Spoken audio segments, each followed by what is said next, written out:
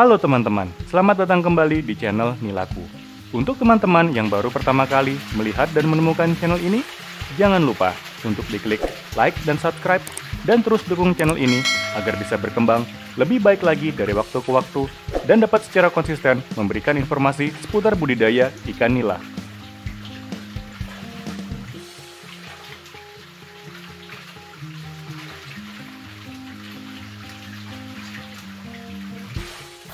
Halo teman-teman, selamat datang kembali di channel Nilaku ID. Jadi untuk teman-teman yang pertama kali baru melihat dan menemukan channel ini adalah khusus mengenai budidaya ikan nila dengan sistem RAS. Dan pada kesempatan video kali ini, saya akan sedikit membahas mengenai filter biologis, yang mana filter biologis merupakan jantungnya sistem RAS.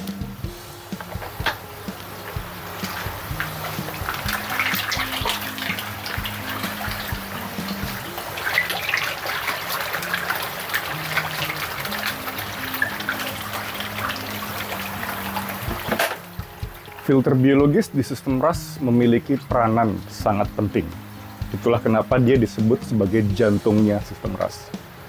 Karena di filter biologis inilah terjadi oksidasi amonia. Dari amonia menjadi nitrit, kemudian menjadi nitrat. Proses ini tentunya membutuhkan kolaborasi bersama bakteri nitrifikasi. Di sini kita menggunakan dua jenis bakteri nitrifikasi, yaitu Nitrosomonas dan Nitrobacter. Banyak pertanyaan yang bertanya kepada saya, bisa atau tidak media biologis pada saat ini saya menggunakan Kaltnesh jika diganti dengan tutup botol ataupun potongan sedotan kecil?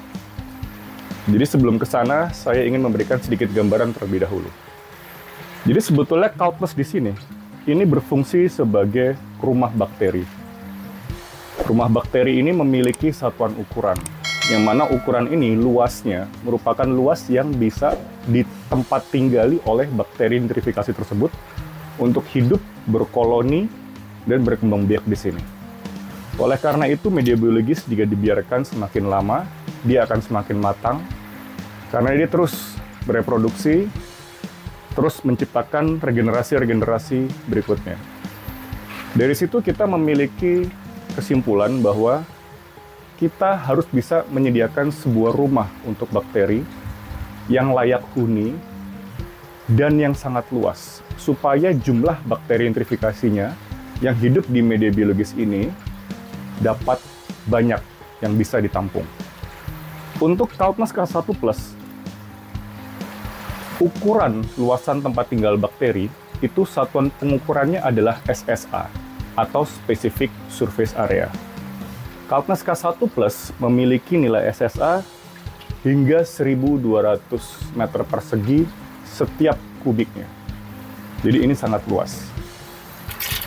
Sedotan itu memiliki SSA hanya 100 meter persegi, sedangkan tutup botol hanya memiliki SSA di angka 50 meter persegi. Jadi dari situ teman-teman sudah bisa membandingkan dari ketiga jenis media biologis ini. Antara yang 1.200 dengan yang 100 dengan yang 50. 50 milik tutup botol, 100 milik sedotan, dan 1.200 milik Kaltnesh K1+. Dari situ teman-teman sudah mendapatkan gambaran. Yang pertama, dari sisi luasan media yang kita butuhkan, Kaltnesh dapat menampung jumlah bakteri nitrifikasi jauh lebih banyak dibanding tutup botol dan sedotan. Jadi kalau pertanyaannya, apakah bisa sedotan dan tutup botol digunakan sebagai media biologis? Jawabannya bisa, tetapi tidak efektif. Karena jumlah bakteri yang akan tinggal di tutup botol dan sedotan, karena SSA-nya kecil, otomatis tidak sebanyak Kaltnesh. Banyak atau tidaknya bakteri biologis yang tinggal di sebuah media biologis yang kita sudah siapkan, ini berdampak kepada kecepatan proses nitrifikasi, kecepatan proses mengoksidasi amonia menjadi nitrit kemudian menjadi nitrat. Jika jumlah koloni bakterinya sedikit, proses nitrifikasinya melambat. Artinya apa? Dari amonia yang ada di media biologis ini, tidak semuanya berhasil secara sempurna dinitrifikasi, sehingga akan balik kembali ke kolam. Yang mana di kolam lambat laun itu akan menjadi penumpukan amonia, bom amonia. Karena yang pertama, jumlah amonia yang ada di dalam filtrasi ini belum semuanya terproses dengan baik, ditambah dengan kita memberikan pakan harian. Jadi semakin double sehingga bom amonia, dan itulah menyebabkan kematian setiap hari. Kadang 2, 3, tapi rutin, ditandai dengan adanya warna hijau di bawah perut ikan. Itu karena faktor kualitas air yang jelek. Lalu poin kedua, dari sisi self-cleaning, Kaltnesh ini selalu diputar. Ini namanya metode MBBR, Moving Bed Biofilm Reactor. Dengan proses MBBR ini, Kaltnesh melakukan self-cleaning karena selalu ditabrak-tabrakan antara satu Kaltnesh dengan yang lain, sehingga dia bertabrakan. Kotoran-kotoran yang menempel di permukaan Kaltnesh ini otomatis dia akan hancur dan lebur.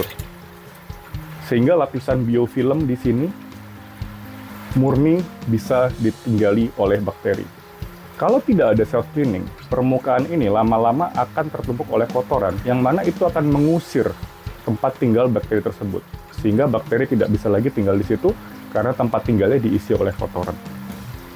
Sebagai bonus konten di video ini, saya akan menunjukkan bagaimana saya melakukan perawatan rutin yang saya lakukan hanya 1 minggu sekali, yaitu melakukan pembilasan untuk pre-filter.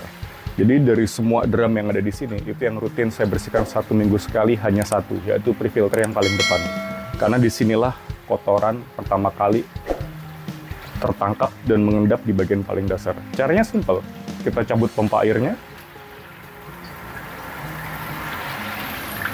lalu kita tutup pipa yang di sini, supaya aliran air dari kolam tidak masuk kembali ke drum-drum selanjutnya.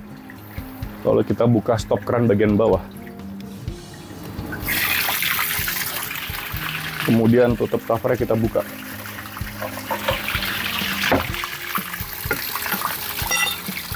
Dah, itu aja. Dan diamkan sampai seluruh air yang ada di sini bersih. Kemudian diisi air kembali, nyalakan kembali pompa airnya, dan sistem rush running kembali. Cara maintenance-nya hanya semudah itu. Itulah mengapa dengan kesibukan saya yang saat ini masih bekerja di kantor, proses maintenance yang saya lakukan 1 minggu sekali hanya di weekend ini tidak mengganggu kegiatan saya di kantor.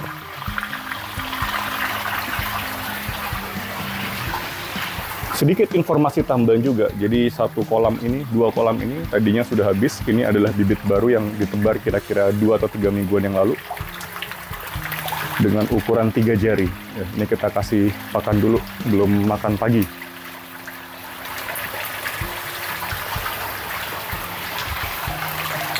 Cara melihat ikan sehat atau tidaknya di sistem rush juga sangat mudah. Karena kita terbiasa memberikan pakan di pagi hari ini, kita bisa melihat nafsu makan ikan. Ikan yang dipelihara di sistem rush seharusnya memiliki nafsu makan yang sangat teratur. Jadi begitu teman-teman melihat ada ikan yang nafsu makannya kurang, itu berarti ada indikasi kualitas airnya jelek. Kualitas air di sistem rush itu menjadi jelek, faktornya cuma satu, yaitu pemberian pakan yang berlebih, sehingga menyebabkan pengolahan amonia tidak maksimal, apalagi jika filter biologis tadi tidak efektif pengolahannya. Akhirnya amonia kembali lagi ke kolam, dan kita memberi makan, kita menambahkan amonia tambahan baru lagi. Jadi bukan berarti airnya jernih, terus kemudian ikannya selalu sehat, belum tentu. Karena amonia itu gas yang larut di dalam air yang tidak berwarna. Sehingga ketika kualitas air terganggu, walaupun airnya bersih, kemungkinan besar itu disebabkan karena kadar amonia masih tinggi.